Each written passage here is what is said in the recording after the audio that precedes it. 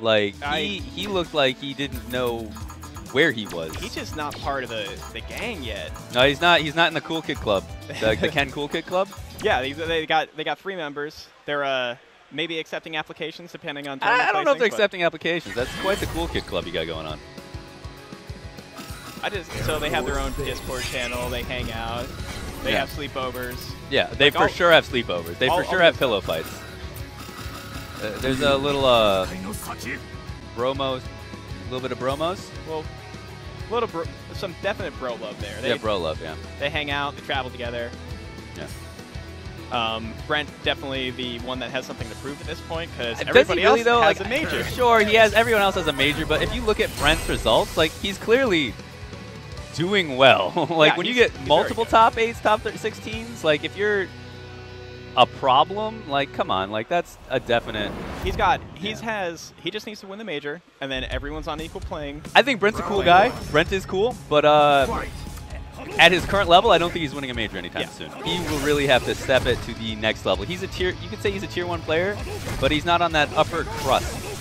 Whereas you could say that Chris T is, and Julio, at least in this early part of Street Fighter V, has a grasp on quick situations and reactions to decision making that's other people haven't caught up to yet. His pace is very high. I love watching Chris T play, but Dark Jiewa looks like he's definitely a good Ken player, but as far as just really getting in there and everything started and having a grasp on the character like they do, it's just not there just yet. Dark Jiewa has the one problem I see with people that might be too solid in Street Fighter V is like he's always going to do the correct decision, which means he's somewhat predictable. He doesn't have that surprise, I'm going to hit you with some dumb stuff. I think that's actually where Ken shines. That's where Momochi couldn't really figure out what to do with Ken for a while because he was looking at screen data, trying to figure out what, and just took a look at the American Ken. Like, this doesn't make any sense, but it's working. That was that anime tech there that we saw where it's up, back, down, back, throw tech, maybe? Or he just held up, back, and roundhouse. I don't know.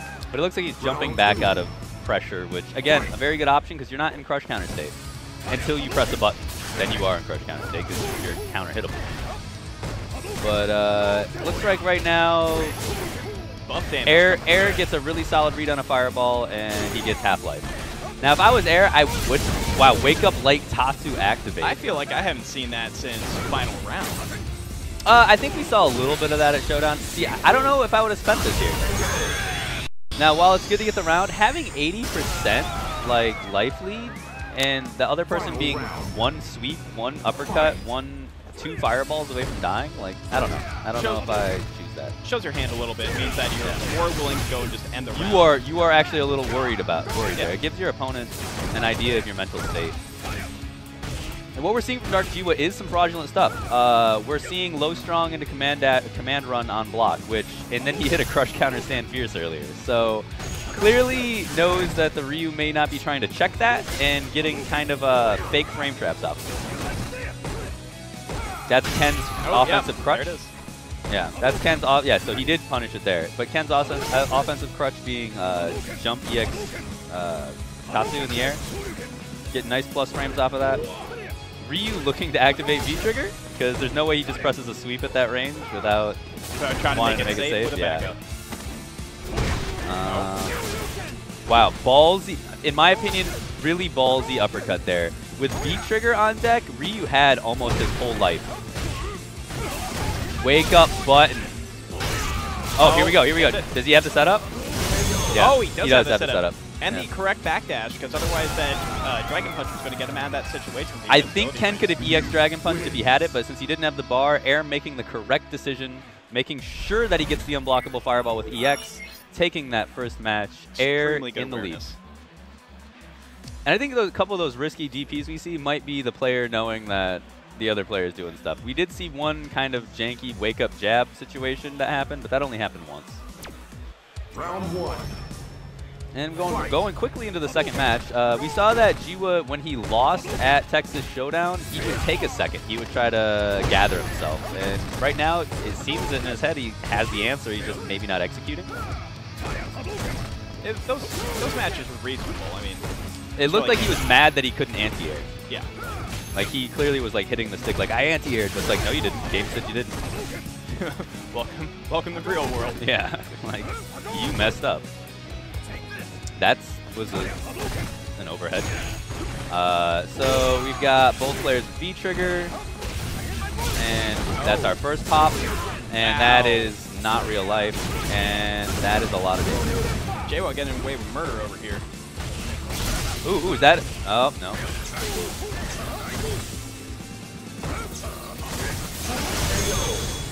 Wait, what happened there? EX Fireball, it either came out around the same time. They traded. It traded. They passed through each other. The fireballs passed through each other. Pretty cool. That's pretty fortunate for Jiewa, because that EX Fireball and Denjin should have blown through Ken's Fireball. Normally that would blow through and hit Ken and just kill him. So literally the difference there was a frame or two for Ryu to win that round, which would have put Air on set points. But now we have Jiewa getting the first round. Oh, that is such a sneaky mix-up. The cross-under into neutral jump. Everyone gets hit by it. You know what didn't happen? At least he didn't get thrown. At least he didn't get thrown, right? Like, I mean, you eat a full jump-in combo for like 28, 30%, but you didn't get thrown, right? That 10% throw, at least that didn't happen to you. Like, take the block, take the throw. Yeah, sometimes you just got to be willing to take the throw. And most of the time, people mid-screen lose all their pressure when they throw you. Very few characters get something off of that. Yeah, that's a plus. And, yeah, check the dash forward. Jiewa taking match 2. A lot of resources on Ryu's side, but he's not making use of them, I guess. He was just trying to look to get in there and get the party started. It's always rough dying with full meter and all the stock. Now, while Air looks a little maybe upset about that outcome, he doesn't look broken. He looks like, I know what I need to do. Jiewa goes, all right, I do know what I need to do. And they're just going to go right back into it. We have our final match here. I think this is the first time we've had a match 3 in the entire time we've been talking here. Yeah, I mean, we're getting a little bit later on the bracket, so players getting a little bit more matched up with their seats. And I like what I'm seeing here. A lot of patience from both players. I'm going to throw fireballs at you.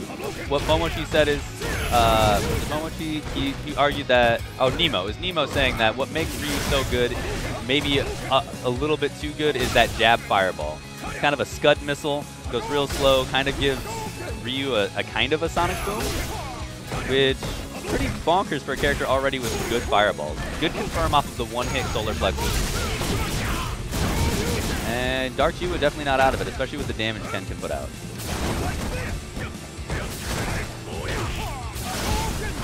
They're brawling, man. They are brawling.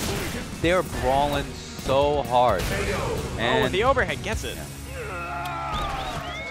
So yeah, those fireballs, and Air keep in great space, because even though they are -7 on block, you're not going to get anything from it if you're half screen away.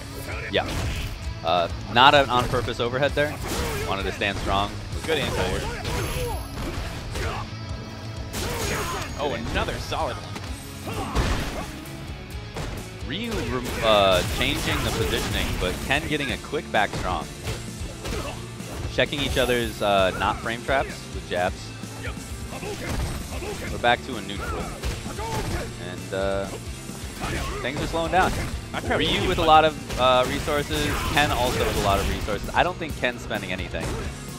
But at this point, 2%, wow. no reason to. You can close it out with pretty much any button that you need. Anti-air, low strug. Fight. Cross under. Okay. That had to be a Misty X. Yeah. And when Ken has meter, people need to maybe look out for that, like that in that he uses. I mean, especially as Ryu, when you have one of the better anti-airs in the game with medium punch uppercut, he is just getting hit. And Jiewa stocked up, almost has 3 bars again, but something I haven't really seen from him too much is using that.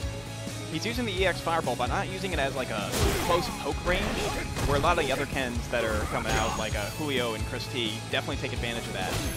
Actually, what you see them doing a lot is using EX Fireball to make their bad block strings into not bad block strings. At +3, it's their turn. Yeah. And again, back to neutral. Denjin over. Anti-air's on point. Cornered Ryu. Pressing. Oh, here we go. All right, so Final round. Oh, it's over. Oh my my gosh. So it got down to the nitty gritty, and Dark Jiewa taking it with an FADC. Yep. V-trigger activation. You thought it was gone, but nope, still here to stay. So Thanks, that was Ken. a great match, guys. Really.